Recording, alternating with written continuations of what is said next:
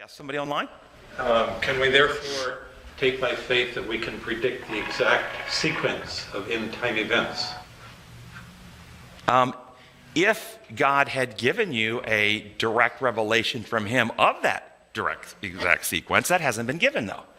But if God were to come and say, here is the exact sequence of how things are going to happen, then you could have confidence in God that what he tells us is true. But the exact sequence of events, how things will unfold, has not been given.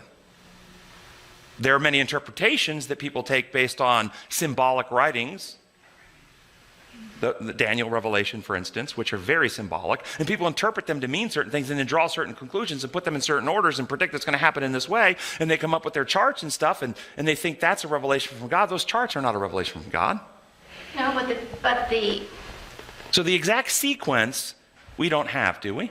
no, with that eye, or the big thing they built, the image, everything's happened according to that, the countries. Yes.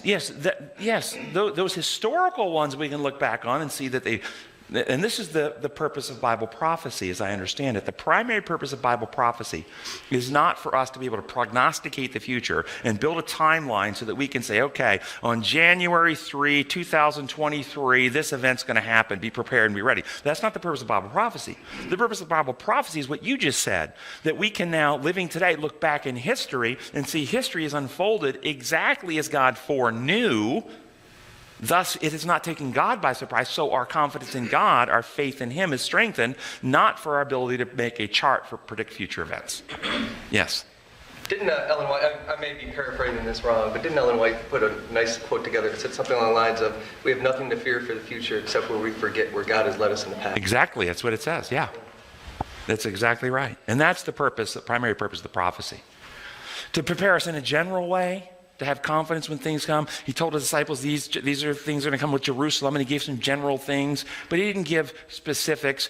He didn't give the name of the particular general who was going to come in, how many troops were going to arrive, what day they were going to come on, what priest was going to lead this group in rebellion against that. I mean, all the details were not given.